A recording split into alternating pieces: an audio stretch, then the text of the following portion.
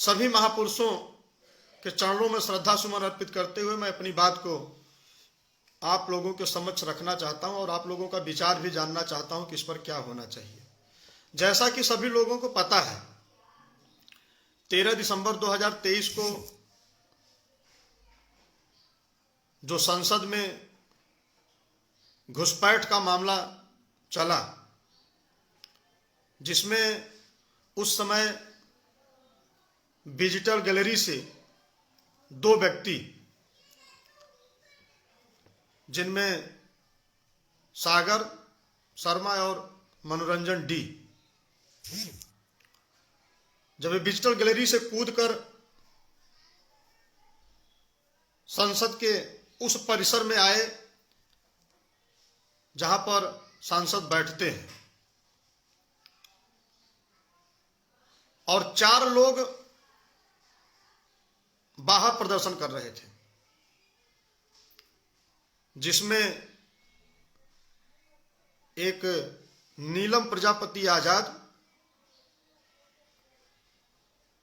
और ललित झा, जिसे इस घटना का पूरा मास्टरमाइंड माना जा रहा है, और महेश कुमावत और आमोल,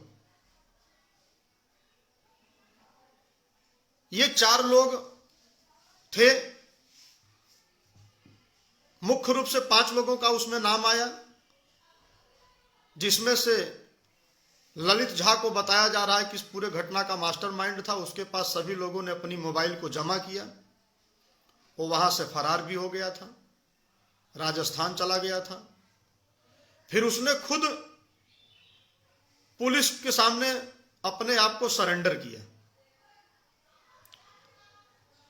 जिस समय ये हमला हुआ था, उस समय संसद का शून्यकाल चल रहा था, और इसको कई घुसपैठ संगठनों से इस मामले को जोड़ने का प्रयास किया गया,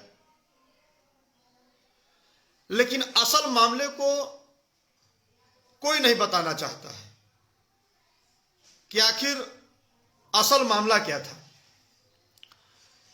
सम्मानित साथियों, आपके समाज के इसमें 2 व्यक्ति शामिल हैं, एक नीलम प्रजापति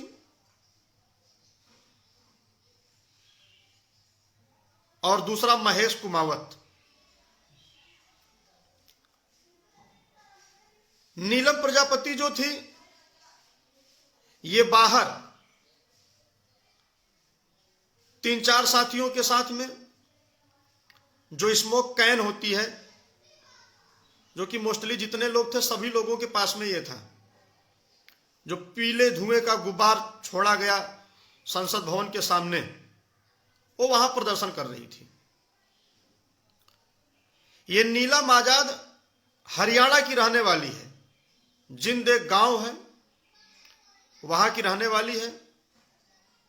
इनके पिताजी मिठाई की दुकान चलाते हैं, माता पिता दोनों। और ये लड़की हरियाणा राज्य सिविल सेवा आयोग की तैयारी कर रही है, और इतनी वेल एजुकेटेड है, मैं बताऊंगा तो आप लोग आश्चर्य मानोगे। बीए की है, एमए की है, बीएड की है, एमएड की है, एमफिल की है, नेट क्वालिफाइड है, सीटीईटी क्वालिफाइड है। 4-5 परीक्षाएं क्वालिफाइड करने के बावजूद, इतनी पढ़ी लिखी होने के बावजूद, आखिर ऐसा ये काम क्यों कर सकती है? 42 वर्षीय महिला है, 42 साल इसकी उम्र हो गई है, इसके पास कोई नौकरी नहीं है। इस बिंदु पर कोई नहीं जा रहा है कि एक 42 साल की महिला इतनी वेल एजुकेटेड होने के पास, उसके पास कोई रोजगार नहीं है। हरियाणा के हिसार में ही वो एक पीजी में रहती है, वहीं से रहकर कंपटीशन की तैयारी कर रही है। असल मामला यह है मित्रों कि ये जो भाजपा सरकार है केंद्र में, और हमारे यहां प्रदेश में भी है, ये हमारी आपकी आवाज नहीं सुनना चाहती है। और जिस महिला की मैं बात कर रहा हूं, ये किसानों के आंदोलन में भी बढ़ चढ़कर हिस्सा ली है। बेरोजगारी के जो मुद्दे पूरे देश में चल रहे हैं, महंगाई के जो मुद्दे पूरे देश में चल रहे हैं, जिस तरीके से भागीदारी आंदोलन मंच उस समय जब ये पार्टी नहीं बनी थी, हम लोग गलियों चौराहों मुख्यालयों पर, तहसीलों ब्लॉकों पर सरकार के खिलाफ अपनी मांगों को लेकर शक्ति प्रदर्शन करने का काम करते थे, धरना देने का काम करते थे कि हमारी आवाज सरकार तक पहुंचे। लेकिन सरकार उस आवाज को नहीं सुनती है। मैं बाहर नहीं जाना चाहता हूं, मैं भागीदारी पार्टी के नौजवान सिपाहियों को केवल यह बताना चाहता हूं, और जो हमारे साथी मुझे सुन रहे हैं, मैं उनको यह बताना चाहता हूं कि जब हम लोग इतने धरना प्रदर्शन दिया, दर्जनों बार मुख्यालयों पर प्रदर्शन किया, कमिश्नरी पर प्रदर्शन किया, तहसीलों पर प्रदर्शन किया, क्या हमारी मांगों को लेकर आज तक सरकार ने कोई ठोस रणनीति बनाया? इसी तरीके से देश में रोज हजारों की संख्या में संगठन अपनी मांगों को लेकर शक्ति प्रदर्शन करते हैं, धरना प्रदर्शन देते हैं। किसानों को आप लोगों ने देखा कि 2-2 साल धरने पर बैठे रहे, लेकिन ये गूंगी बहरी सरकार उनकी सुनने को तैयार नहीं थी। हमारी कोई आवाज नहीं सुन रहा है। मैं तो नीलम जैसी महिलाओं को धन्यवाद देना चाहता हूं, जिसने इतना बड़ा हौसला करके, इतनी बड़ी हिम्मत करके सदन के सामने, सदन चल रहा था शून्यकाल का उस समय, पार्लियामेंट के सामने उसने सरकार के खिलाफ शक्ति प्रदर्शन इसलिए किया कि जब हमारी आवाज धरना प्रदर्शन के माध्यम से नहीं सुनी जा रही है, तो हमारी आवाज तब सुनी जाएगी जिसको इस 125 करोड़ की जनता ने जिताकर सदन में भेजा है कि हमारी आवाज को वहां तक पहुंचाया जाए। और जब उन लोगों ने पहुंचाने का काम नहीं किया, तो नीलम जैसी महिलाएं घर से निकलने पर विवश हुई। इतनी डिग्री, इतनी पढ़ाई होने के बाद भी वह बेरोजगार है। अगर कोई बेरोजगारी के सवाल को लेकर अपनी आवाज उठाता है, किसानों के हिस्सेदारी के सवाल को लेकर अपनी आवाज उठाता है, देश और प्रदेश में बढ़ती हुई महंगाई के सवाल को लेकर अपनी आवाज उठाता है, देश में बढ़ रही जाति जुल्म, अत्याचार, उत्पीड़न, लूट, हत्या, बलात्कार के सवाल को लेकर अपनी आवाज उठाता है, तो वह गुनाह है, वह घुसपैठ है, वह आतंकवादी है, उसे तमाम संज्ञा दे दी जाती है। मैं तो नीलम के जज्बे को सलाम करता हूं कि ऐसे ही नौजवान साथियों की जरूरत है जो डू और डाई करने के लिए तैयार हो। इन बच्चों ने केवल शक्ति प्रदर्शन इसलिए करने का काम किया क्योंकि इन लोगों ने धरना देते देते उब गए थे, ज्ञापन देते देते उब गए थे। लेकिन सरकार ने जब सरकार ने इनका नहीं सुना, तब इन लोगों ने प्रोग्राम बनाया कि यदि हम लोग संसद के सामने अपना प्रदर्शन करेंगे, तब सरकार की नींद खुलेगी। आप बताओ, पार्लियामेंट के अंदर जो लोग गए, तो किसी न किसी के माध्यम से गए। भाजपा का सांसद है, जिसके माध्यम से दर्शक दीर्घा में दोनों लोग बैठे, सागर और एक और है मनोरंजन डी, और वहां से वो लोग कूदे हैं। वो सरकार का केवल ध्यान अपनी ओर आकर्षित करना चाहते थे कि मेरी आवाज को सुनो। आप बताओ, पार्लियामेंट के सामने कोई आतंकवादी आएगा तो पीला धुएं का गुब्बार लेकर वो प्रदर्शन करेगा क्या? वो लोग डर के मारे भाग भी सकते थे, लेकिन वहां से भागे नहीं। जिसको ललित झा को जो मास्टरमाइंड बता रहे हैं, ये सरकार को आत्मसमर्पण किया, इसलिए नहीं कि वो अपराधी है, अपराधी होता तो समर्पण नहीं करता, वो भाग जाता, अंडरग्राउंड हो जाता, पता ही नहीं चलता। लेकिन ऐसे लोगों के आवाज को सरकार दबाने का काम कर रही है। इसलिए मित्रों, मैं आप लोगों से गुजारिश करना चाहता हूं कि इस आवाज को दूर तक पहुंचाइए और नीलम प्रजापति के समर्थन में भागीदारी पार्टी का एक एक सिपाही मैदान में है। अभी मैं देख रहा हूं कि 29 तारीख को हरियाणा में भी लोग धरना प्रदर्शन के माध्यम से आवाज को बुलंद करने जा रहे हैं कि नीलम को आजाद किया जाए। इस तरीके से हमारे आप जैसे नौजवान साथियों को अपनी आवाज को बुलंद करना चाहिए कि अगर तानाशाही सरकार है तो ऐसी सरकार को केंद्र और प्रदेश से फेंकने का भी समय आ गया है। मित्रों,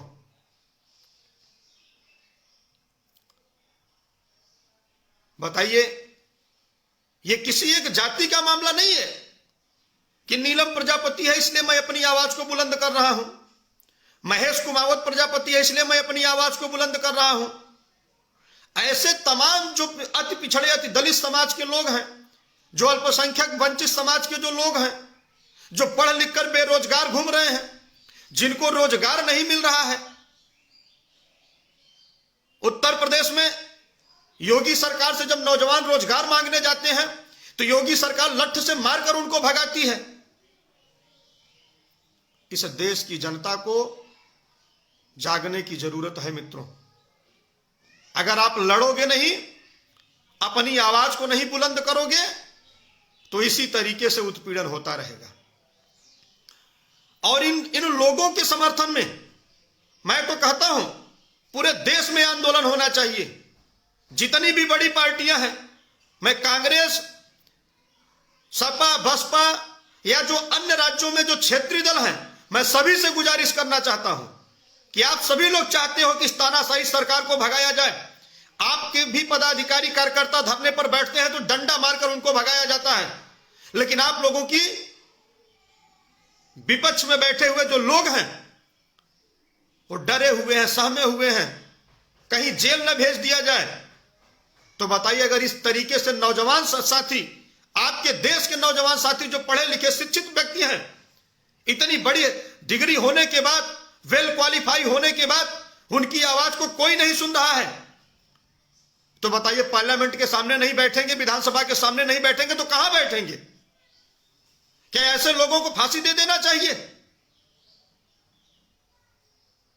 दुख का कारण है मित्रों कि इस देश की में ऐसी सरकार आ गई है कि जितने भी क्षेत्रीय दल हैं, जितने भी विपक्ष पार्टियां हैं, जब सारे लोग ईवीएम के सवाल को लेकर आवाज उठा रहे हैं,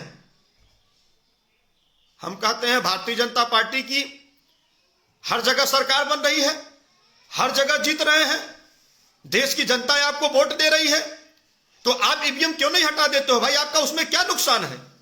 आपकी तो सरकार वैसे भी बन रही है, देश की जनता मन लगा के वोट दे रही है। लेकिन ऐसा नहीं करेंगे ये। अभी हम देख रहे थे 3 दिन पहले सारे बड़े चैनलों पर दिखा रहे हैं कि उत्तर प्रदेश में ओपिनियन पोल दिखा रहा है कि उत्तर प्रदेश में भारतीय जनता पार्टी की 75 से 78 सीट निकल रही है, 70 सीट गठबंधन में निकल रही है। अब वोट परसेंटेज दिखा रहे हैं 49%। 2019 में 51% वोट बीजेपी ने पाया था, अब 65 सीट निकली थी, 64 सीट। आज 2024 में 49% वोट पा रहे हैं, 80 सीट दिखा रहे हैं, 78 सीट, 75 से 78। अब बताइए, इनका पता नहीं कहां से ओपिनियन पोल आता है। अगर देश की जनता इनको वोट दे रही है, इनकी हर जगह सरकार बन रही है, अच्छा काम कर रहे हैं, पूर्ण बहुमत की सरकार बन रही है, तो ईवीएम को हटा दो भाई, आपको तो खुद ही वोट मिल रहा है। लेकिन ये ऐसा नहीं करेंगे। इसलिए मित्रों, नौजवान साथियों, मैं आप लोगों से गुजारिश करना चाहता हूं, देश की माताओं बहनों से गुजारिश करना चाहता हूं कि ये नीलम प्रजापति का कहीं प्रकरण नहीं है, ये ललित झा का प्रकरण नहीं है, महेश कुमावत जी का प्रकरण केवल नहीं है। इस तरीके से हमारे आप जैसे नौजवान साथियों की भी आवाज नहीं सुनी जा रही है। भागीदारी पार्टी ने प्रदेश में बढ़ती हुई महंगाई, बेरोजगारी, जातीय जुल्म, अत्याचार, उत्पीड़न, लूट, हत्या, बलात्कार, शिक्षा के सवाल को लेकर, रोजगार के सवाल को लेकर, आवास, शौचालय, दवाई के सवाल को लेकर, प्रदेश में शराबबंदी के सवाल को लेकर, मतदाता पेंशन लागू होने के सवाल को लेकर, गरीब कल्याण कार्ड के सवाल को लेकर, बढ़ती हुई बिजली की सवाल को लेकर हम लोगों ने कितनी बार धरना प्रदर्शन करने का कार्य किया, शक्ति प्रदर्शन करने का काम किया। क्या सरकार हम लोगों की आवाज को सुनती है? क्या हम लोग जो धरना देते हैं, जो ज्ञापन देते हैं, उस पर कभी चर्चा होती है? नहीं होती है। तो जब हमारी आवाज नहीं सुनी जाएगी तो देश की जनता तो स्वाभाविक सी बात है ना कि विवश होकर कुछ ना कुछ तो करने का प्रयास करेंगे ही, ताकि देश का ध्यान उनकी ओर आकर्षित हो। वही काम उन लोगों ने किया। बताइए, देश में 2-2 साल, 2.5 साल तक किसान धरने पर बैठे रहे, सरकार ने सड़कों में कील ठुकवा दिया, लेकिन कोई आवाज सुनने वाला नहीं है। महंगाई के सवाल को लेकर, बेरोजगारी के सवाल को लेकर कोई हमारी आवाज सुनने वाला नहीं है। तो जो पढ़े लिखे नौजवान साथी, हम तो कहते हैं सभी लोगों को इस तरीके का शक्ति प्रदर्शन संसद के सामने करना चाहिए। आज जरूरत है हमारे आप जैसे नौजवान साथियों को मिलकर लड़ने की जरूरत है मित्रों। अगर हम आप नहीं लड़ेंगे तो मैं ये विश्वास दिलाता हूं कि आप लोगों की भागीदारी मिलने वाली नहीं है। आप बताइए, उत्तर प्रदेश में यही बगल में जौनपुर में एक निम्न परिवार के 2 सगे भाइयों की हत्या कर दी गई। उसके घर में तीसरा कोई व्यक्ति नहीं है, एक उसकी बहन बेचारी है बस। माता पिता उसके बूढ़े हैं। सरकार ने मात्र 4 लाख रुपया मुआवजा दिया है, एक जान के पीछे केवल 2 लाख रुपया। अरे शर्म आती है ऐसे सरकार को? चुल्लू भर पानी में डूब मरना चाहिए, और सरकार में बैठे हुए जो समाज के लोग हैं उनको तो चुल्लू भर पानी में डूब मरना चाहिए। और ऐसी घटना केवल प्रजापति ही नहीं, किसी भी जाति धर्म के लोगों के साथ हो सकती है। यही घटना किसी फॉरवर्ड दबंग जातियों के साथ हुई होती, बैकवर्ड के दबंग जातियों के साथ हुई होती, तो मुआवजा भी मिलता, नौकरी भी मिलती। यहां जाति देखकर पूरा काम किया जाता है मित्रों। पंडित जी बाबू साहब मरेंगे, लाला बनिया मरेंगे तो 2 करोड़ 1 नौकरी, यादव पटेल जाट मरेंगे तो 1 करोड़ 1 नौकरी, पाल प्रजापति बिंद केवट मल्लान निषाद भर राजभर मछुआरा दर्जित नट मुचहल कुजड़ा खटिक डोम पासी मरेगा तो कुछ न मिले। यह जाति देखकर मुआवजा दिया जा रहा है, जाति देखकर न्याय दिया जा रहा है, जाति देखकर नौकरी दी जा रही है। देख रहा हूं सब कुछ तो जाति पर हो रहा है। तो भाई व्यक्ति अपनी आवाज क्यों नहीं उठाएगा, अपनी आवाज क्यों नहीं बुलंद करेगा? जब हमारी आवाज को कोई सुनने वाला नहीं है तो हमारी मजबूरी है, हमको बोलना पड़ेगा। आज हम लोग बार बार फेसबुक लाइव आकर धरना प्रदर्शन के माध्यम से सरकार तक अपनी आवाज को पहुंचाने का काम करते हैं। LIO अपनी रिपोर्ट सरकार को भेजते हैं, लेकिन उस पर कोई काम होता है? नहीं होता है। इसलिए मैं इस देश की 125 करोड़ जनता से यह अपील करता हूं कि ऐसे पढ़े लिखे नौजवानों के समर्थन में देश में आंदोलन होना चाहिए। वो कोई आतंकवादी नहीं है। सरकार ने भी पता कराया, सरकार ने भी पूरी जांच कराई। वो छात्र हैं, सब कंपटीशन की तैयारी कर रहे हैं, रोजगार नहीं मिल रहा है। इसलिए मित्रों, मैं आप लोगों से हाथ जोड़ के विनती करता हूं कि भागीदारी पार्टी का एक एक नौजवान सिपाही